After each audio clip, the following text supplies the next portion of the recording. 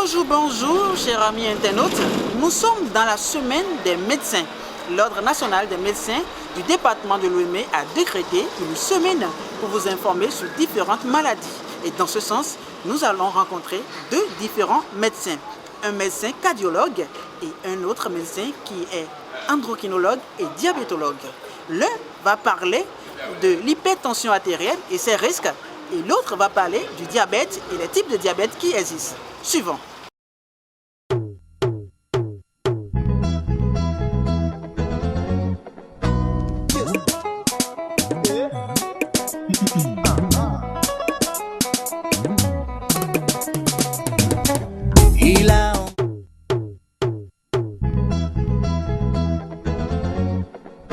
On parle d'hypertension artérielle lorsque la tension dans les vaisseaux sanguins est élevée de manière constante, ce qui a pour effet d'augmenter le fonctionnement de la pompe cardiaque et de favoriser le durcissement des vaisseaux.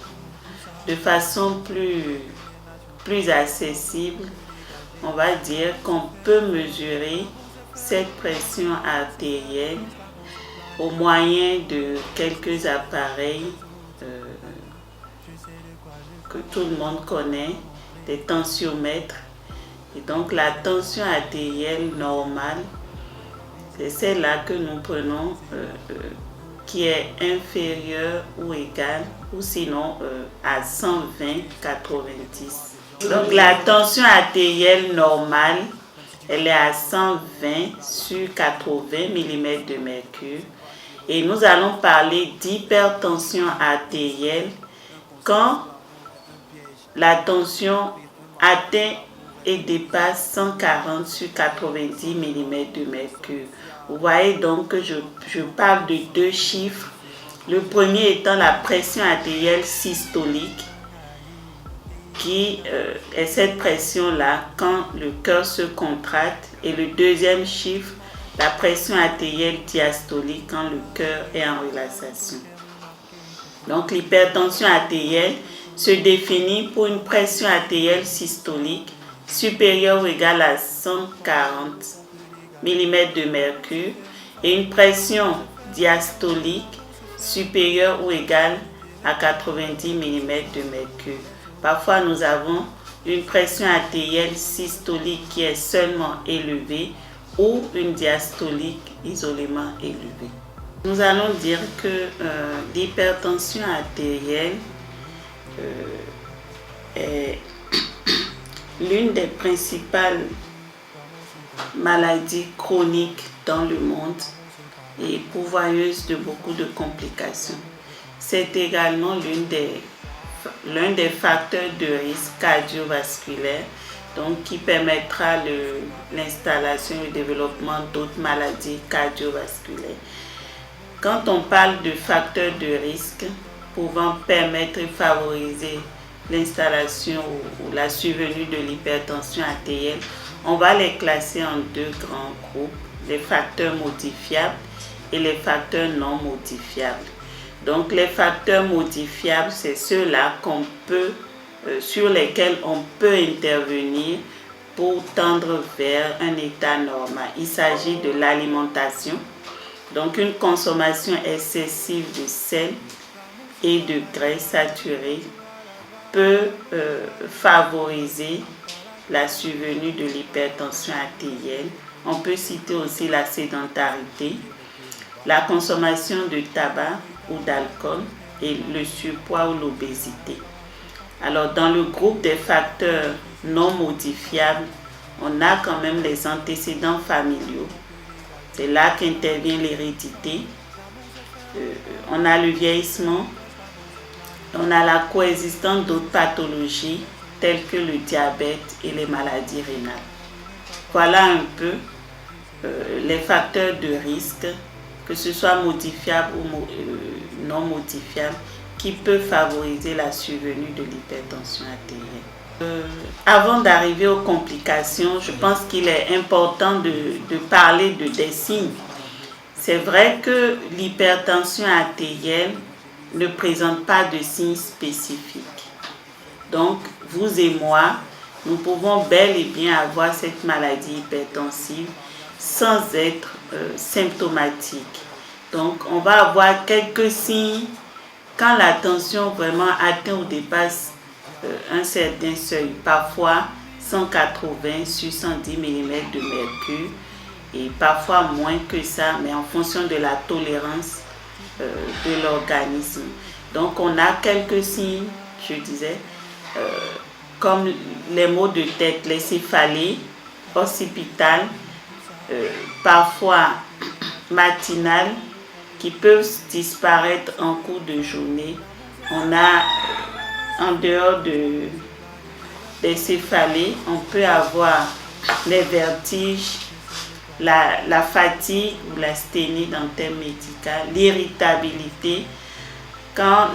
On peut aussi avoir l'écoulement de sang à travers les narines. Tous ces signes peuvent annoncer l'hypertension artérielle. Et voilà, quand ces signes surviennent chez un patient et que la consultation n'est pas faite avec une prise en charge adéquate, on peut arriver à un état de complication. L'hypertension artérielle va avoir des répercussions sur les organes nobles tels que les yeux, le rein, le cerveau, le cœur. Sur le cerveau, nous pouvons avoir des signes en rapport avec un accident vasculaire cérébral. Quelques grands signes que tout le monde peut reconnaître, c'est la difficulté de pouvoir articuler, la dysarthrie ou l'incapacité à pouvoir, l'aphasie je veux dire, à pouvoir communiquer. On peut avoir un déficit moteur d'un hémicorps, et tout ça de survenue brutale chez un patient qui se connaissait hypertendu ou qui ne se connaissait pas du tout hypertendu. Donc, la complication peut être révélatrice de la maladie hypertensive. Ça, c'est sur le cerveau. Sur le rein, on peut avoir une insuffisance rénale, le plus souvent diagnostiquée lors d'un bilan. Et sur le cœur, on a beaucoup de stades de complications allant des signes simples d'électrocardiographique qu'à l'échographie cardiaque. Donc les complications, on peut avoir une insuffisance cardiaque, on peut avoir la crise cardiaque, l'infarctus du myocarde et d'autres maladies athéromateuses également. Et au niveau des yeux, on peut avoir des flous visuels, on peut avoir une baisse de l'acuité visuelle.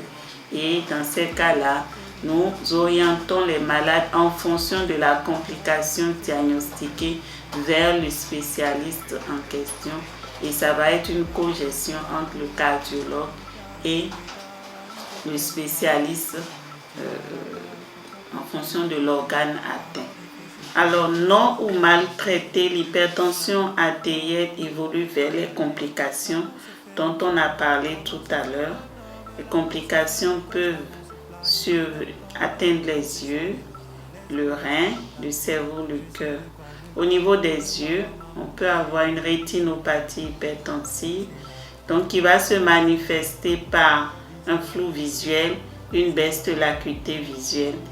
Et généralement, dans ces cas, nous adressons les patients vers les ophtalmologues. Mais la meilleure conduite également, c'est de normaliser leur pression artérielle parce que c'est la cause du retentissement oculaire. Alors pour le cœur, on peut avoir la grande crise cardiaque, l'infarctus du myocarde, mais aussi on peut voir se développer de l'insuffisance cardiaque et les cardiopathies hypertensives qui peuvent être au début compensées, puis après évoluer vers la cardiomyopathie dilatée, pourquoi pas. Donc quand le patient n'est pas observant ou qui n'est pas dépisté à temps, il peut évoluer vers les complications. Au niveau du rein, on peut avoir une insuffisance rénale qui peut aller jusqu'à l'insuffisance rénale chronique et pourquoi pas être dialysée. Voilà. L'hypertension artérielle, bien sûr, c'est une maladie grave, puisque au début, on a dit que c'était la première cause de mortalité dans le monde. C'est une maladie pourvoyeuse de beaucoup de complications. Nous avons dit tout à l'heure qu'on peut avoir un AVC, donc les complications au niveau cérébral, et par là, l'hypertension peut être la cause de lourdes séquelles et d'invalidité. L'hypertension artérielle, c'est un tueur silencieux, vraiment silencieux, et donc toute personne désireuse d'avoir une meilleure santé devrait se dépister et se prêter à une bonne prise en charge. Les moyens préventifs de l'hypertension artérielle, c'est d'abord les mesures hygiéno-diététiques, comme on a l'habitude de dire. Ces mesures-là, c'est la limitation de la quantité, de la consommation de sel et d'huile. C'est l'activité physique régulière. C'est la consommation de 5 portions de fruits et légumes par jour, telles que recommandées par l'Organisation mondiale de la santé. Et ça, c'est le grand groupe des mesures hygiéno-diététiques. En dehors de ça, on a les médicaments, les antihypertenseurs qui sont en plusieurs classes. On a les inhibiteurs calciques, les inhibiteurs de l'enzyme de conversion ou les ARA2. On a les diurétiques, on a aussi les bêta-bloquants, les antihypertenseurs d'action centrale. Bref, c'est un grand groupe d'antihypertenseurs qu'on peut manipuler seul ou en association pour gérer l'hypertension artérielle. D'autres médicaments peuvent éventuellement s'associer en fonction de la complication, parce qu'on peut être d'emblée en face d'une complication de la maladie hypertensive. Que faire devant ces signes? La première attitude serait de consulter un agent de santé pour prendre ne serait-ce que sa tension artérielle. Et puis, en fonction des chiffres, si cette tension est élevée, faire une consultation d'abord avec un médecin généraliste qui peut déjà, avec son bagage intellectuel, faire le point de la situation, démarrer une prise en charge adéquate et pourquoi pas solliciter un médecin cardiologue pour renforcer cette prise en charge-là. Donc c'est d'abord la consultation d'un agent qualifié qui peut aider à amorcer la prise en charge. En dehors de la consultation qui va permettre de faire le diagnostic à travers la prise de la tension artérielle, la recherche de signes cliniques, paracliniques allant dans le sens des retentissements éventuels, nous conseillons à toute personne de respecter des mesures d'hygiène pour déjà amorcer la prise en charge. Et ces mesures d'hygiène, c'est limiter la consommation de sel et d'huile, faire une activité physique régulière. L'OMS recommande 150 minutes par semaine de marche rapide. On peut adapter d'autres sports selon notre convenance. Il faut arrêter la cigarette, donc il ne faut pas fumer, il ne faut pas prendre de l'alcool. Et quand on veut en prendre, je crois que c'est un verre pour la femme et on ne dépasse pas 2 verres pour l'homme. Donc voilà en gros des mesures d'hygiène qui sont valables pour un hypertendu et un non hypertendu. En dehors de ces mesures d'hygiène, nous allons parler des médicaments qui sont accessibles pour traiter l'hypertension artérielle.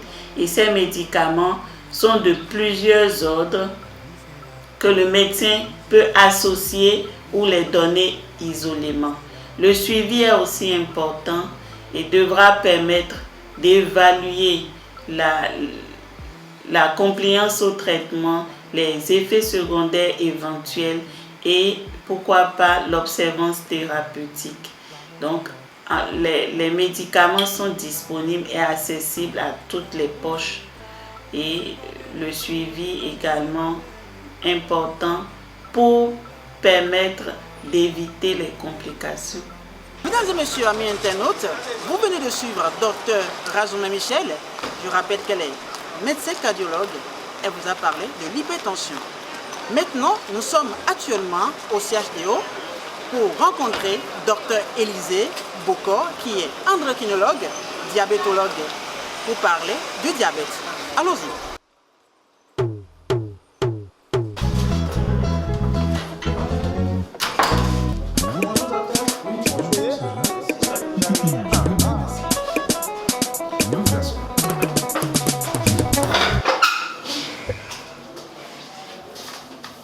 Je suis Élisée Bokor, je suis médecin endocrinologue, diabétologue, nutritionniste. Le diabète, c'est un groupe de maladies métaboliques caractérisé par une hyperglycémie chronique. Donc je parle d'hyperglycémie chronique. Donc le taux de sucre est élevé dans le sang de façon chronique et qui est lié à une sécrétion ou non de l'insuline, diminution de la sécrétion de l'insuline ou non, associé au trouble métabolique des lipides, glucides et protéines. Voilà, le diabète, comme c'est un sujet d'abord très important, juste après la définition, il faut que je le dise, c'est la maladie du siècle. Vous allez constater d'abord, avant de parler du type de diabète, que la prévalence va en exponentielle. Il y a beaucoup de personnes qui sont d'abord diabétiques qui s'ignorent, et qu'il faut dépister. Le diabète constitue vraiment un problème de santé publique. En réalité, c'est une maladie qu'on observait plus dans les pays développés, mais avec l'adoption de modes de vie étrangers, nous avons constaté que cette maladie devient un véritable problème de santé publique dans les pays en voie de développement comme le Bénin. Il existe différents types de diabète.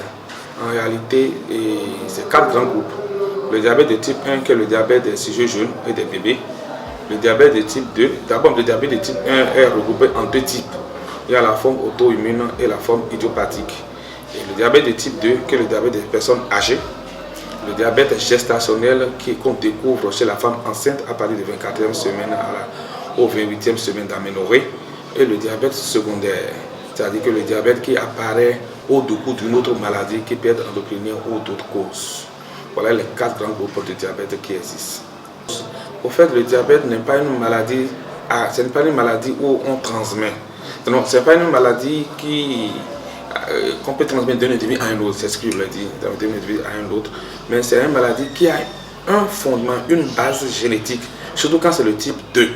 C'est-à-dire que si vous êtes un parent, vous avez un parent au premier degré, votre père ou votre mère qui est diabétique, vous êtes assujetti.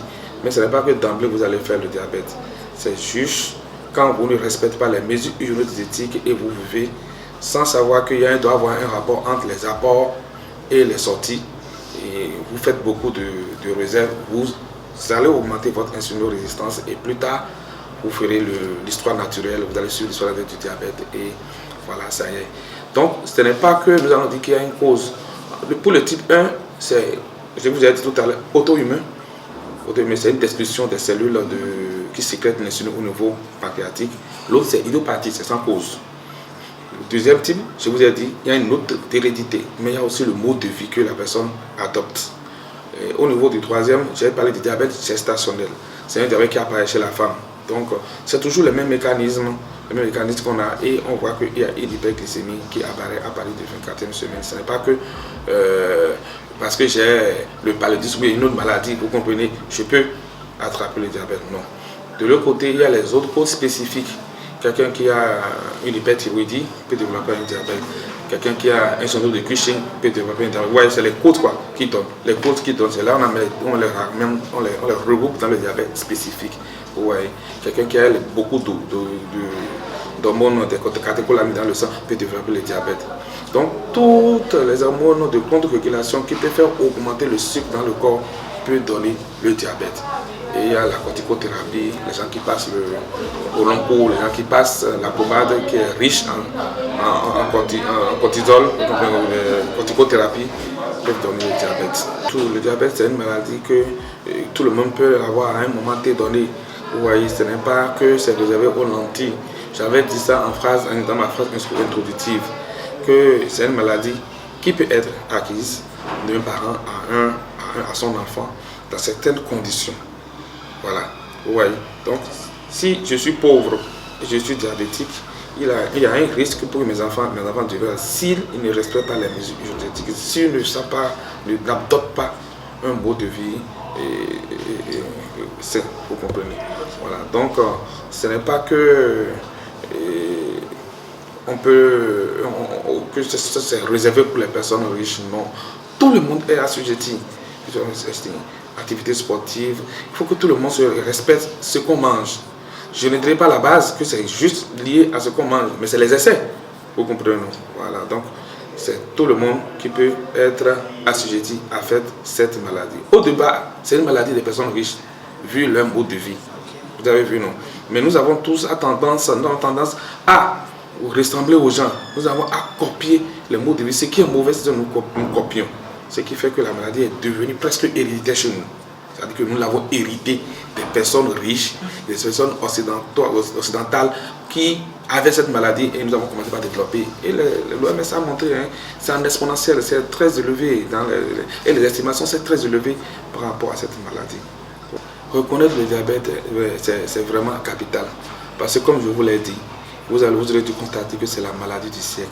Les gens sont diabétiques et s'ignorent et vivent comme ils veulent.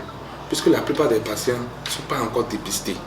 Donc, la première phase, on parle de la phase d'hyperinsulinisme dans l'histoire naturelle du diabète, dans l'étiopathogénie du diabète, c'est que cette phase, vous n'avez aucun signe. Il y a juste une insulinorésistance, la personne a pris du poids, obèse, en surpoids ou obèse, avec une augmentation de son insulinorésistance. L'organisme réagit et fait augmenter de façon concomitante l'insuline. Donc, vous avez des glycémies qui sont normales. Vous ne pouvez pas, là, dans cette circonstance, excusez-moi, avoir des signes du diabète. Mais quand nous rentrons dans la maladie proprement dite, vous allez constater que la personne a le syndrome cardinal. Le syndrome cardinal, c'est le syndrome 2A, 3P. Asthénie, la personne est fatiguée pour des activités qui sont usuelles. Amaigrissement, la personne commence par maigrir, malgré qu'elle mange beaucoup. On parle de polyphagie. La personne mange beaucoup, mais maigrit. Le paradoxal, c'est qu'elle mange beaucoup, mais maigrit. Donc, vous voyez, ça doit attirer l'attention. La polyurie, c'est-à-dire que la personne urine beaucoup. Et pour évaluer ça, c'est simple. La nuit, vous allez voir que vous vous levez plusieurs fois la nuit pour uriner. Quand vous vous levez plusieurs fois la nuit pour uriner, vous avez besoin d'aller uriner et vous buvez de l'eau pour compenser. C'est pas bon. C'est pas bon. Et la polyphagie, vous finissez de manger et quelqu'un mange à côté de vous, vous avez encore envie de manger. Donc, c'est les signes cardinaux du diabète. Mais en plus de ça, on peut avoir quelques signes, les faux visuels, les infections cutanées répétitions, les prolugos, vous voyez les femmes qui ont des infections vaginales de façon répétitive, avec prurite vulvaire. Donc tout cela, il faut changer. C'est du sucre et c'est un milieu de culture. Vous êtes d'accord avec moi? Donc les gemmes aiment ce milieu, se développent facilement. Donc quand vous avez toutes ces dépenses, apport-dépenses, c'est ce qui fait que l'activité sportive est indispensable. Nous ne devons pas nous laisser aller manger, dormir, sans mouvoir. Mouvoir pour vivre. Voilà. Donc, en ces thèmes, ce n'est pas lié coûte que coûte au sucre. Je vous ai donné les 4 types de diabète, les grands groupes de diabète qui existent. Et si vous voyez, je n'ai jamais parlé du sucre. Vous comprenez? Mais c'est juste que quand vous prenez beaucoup de sucre, vous augmentez, au plus tard, vous allez grossir. Beaucoup de sucre, beaucoup de gras, l'alimentation très riche en calories, vous gagnez en poids. Et quand vous gagnez en poids comme ça, vous voyez ce qui se passe, l'insulinorésistance augmente en périphérique, l'organisme n'utilise pas bien le sucre que vous envoyez, et là, ça se condense dans le sang. Vous voyez, et l'insuline que vous sécrétez n'est pas de bonne qualité ou n'est pas en quantité suffisante. Ça se condense, ça là, vous voyez le mécanisme par lequel le diabète commence par apparaître. Donc, je ne dirais pas que c'est lié au sucre, non, mais il y a une autre génétique dans un type de diabète spécifique et les autres types de diabète, c'est lié à une pathologie dédonnée. Mais je veux juste que la population sache que ce que nous mangeons à la base est à la base de toutes nos maladie. Donc, équilibre entre ce que nous mangeons et ce que nous dépensons. Eh bien, mesdames et messieurs, amis internautes, vous venez de suivre Dr Razouma Michel, médecin cardiologue. Elle a parlé de l'hypertension artérielle, les moyens préventifs et comment vivre avec cette maladie sans pouvoir avoir de problème. Dans le même sens, nous avons reçu pour vous Dr Bokor Élysée, médecin, endocrinologue et diabétologue. Il a parlé du diabète, les types de diabète qui existent et puis comment vivre avec cette pathologie sans inquiétude et également les solutions. Merci beaucoup de nous avoir suivis. À très vite. Fragile. L'amour c'est pas la guerre, l'amour supporte tout à la base, l'amour